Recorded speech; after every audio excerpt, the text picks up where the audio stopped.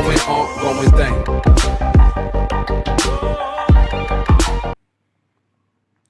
अस्सलाम वालेकुम व्यूअर्स, आज आप देख रहे हैं इन्फॉर्मेटिव टॉक्स और आज के इन्फॉर्मेटिव टॉक्स के इस वीडियो में हम आपके लिए एक नहायत इन्फॉर्मेटिव वीडियो लेकर आए हैं।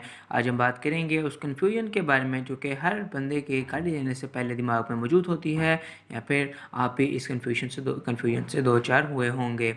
आप या तो गाड़ी लेने गए होंगे या फिर आप किसी फ्रेंड के पास, किसी ज़ोकारब के पास गाड़ी देखी होगी, तो आपने उनसे सुना होगा कि इस गाड़ी की सेकंड जनरेशन है, या इस गाड़ी की फिफ्थ जनरेशन है, इस गाड़ी की सिक्स जनरेशन है। हालांकि इन जनरेशन के दरमियान में कई मॉडल्स ऐसे ही गुजर चुके होते हैं जो कि जनरेशन की सूरत इख्तियार नहीं कर पाते। तो आज हम इस सब के बारे में, इस कन्फ्यूजन को दूर करने के लिए आसान अल्फाज में आपको समझाएंगे कि कौन सी ऐसी चीज़ें हैं जो कि जनरेशन की सूरत इख्तियार करती हैं, और जनरेशन के पीछे आखिर राज क्या छुपा होता है, और जनरेशन होती क्या चीज़ है। तो आप हमारी वीडियो अंत तक ज़रूर देखिएगा, और अगर आपको हमारी वीडियो अच्छी लगे तो हमारे चैनल को सब्सक्राइब करना मत भूलिएगा, साथ बेल आइकन को भी ज़रूर क्लिक कीजिएगा। तो बिना टाइम वेस्ट किए चलते हैं अपनी वीडियो की तरफ।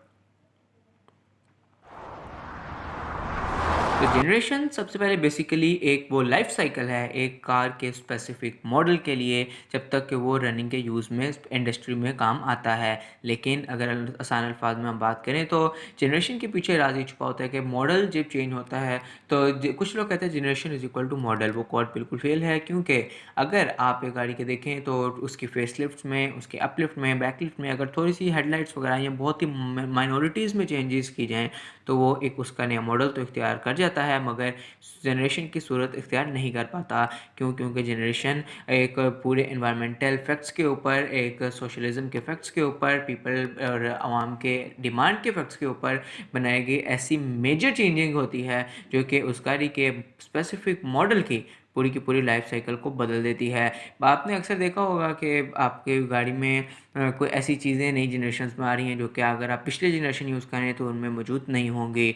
नई जनरेशन में dimensionally wise, engine wise overall changing की जाती है। अगर आप मोस्ट कॉमनली पाकिस्तान में चलने वाली गाड़ी होंडा सिविक को एक नज़र दें तो होंडा सिविक 1973 में ऑयल क्राइसिस के टाइम पर इंट्रोड्यूस करवाई गई, और उसकी पॉपुलैरिटी का भी वजह यही थी कि 1973 में पाकिस्तान में ज़रा ऑयल क्राइसिस थे, जिसकी वजह से उसमें CVCC इंजन जो कि फ्यूल एफिशिएंट इंजन था उसको इंट्रोड्यूस करवाया गया।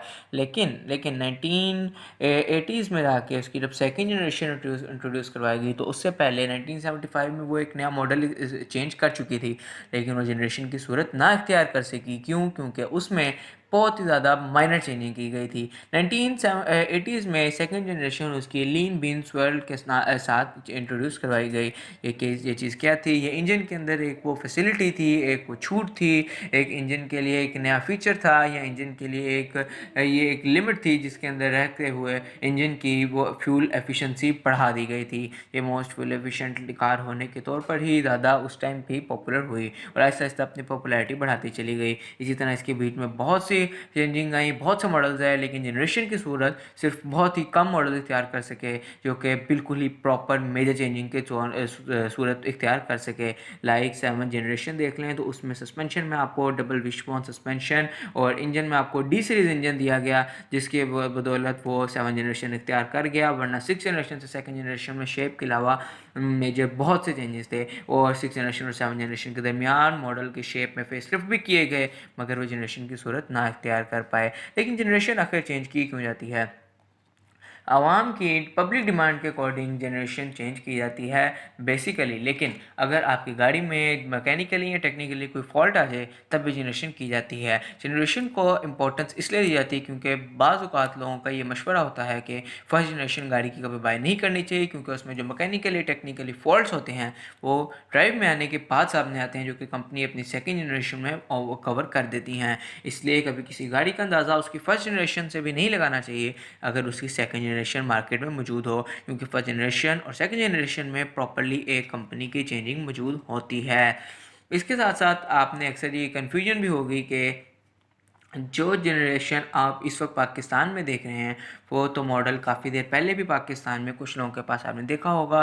तो वो मैं आपकी कन्फ्यूजन के तौर पर क्लियर करता जाऊँ कि हर कंट्री की जनरेशन कंपनी के तौर पर अलग होती है। लाइक पाकिस्तान में एक गाड़ी की स्पेसिफिक जनरेशन चेंज होगी, जबकि दूसरा ही मुल्क हम लाइक नेबर कंट्री इंडिया में सेम कार की सेम जनरेशन थोड़ी सी डिफरेंट शेप में होगी। सेम शेप में सेम जनरेशन नहीं बनाई जा सकती। इसी वजह से अगर आपने कभी ये चीज़ नोट की हो कि 2010 में एक जनरेशन पाकिस्तान में इंट्रोड्यूस करवाई गई, मगर आपने कोई उसमें दूसरी शेप भी पाकिस्तान की रोड्स पर एक्सपीरियंस की तो वो इम्पोर्टेड होगी, यानी कि वो इम्पोर्ट की गई होगी, बट पाकिस्तान में एक ही जनरेशन असम्बल होती है। तो ये था जनरेशन पे मेन टॉपिक। अगर आपको हमारी वीडियो अच्छी लगे तो हमारे वीडियो को लाइक ज़रूर कीजिएगा, और अगर आप चैनल पर न्यू हैं तो चैनल को सब्सक्राइब करना भी मत भूलिएगा।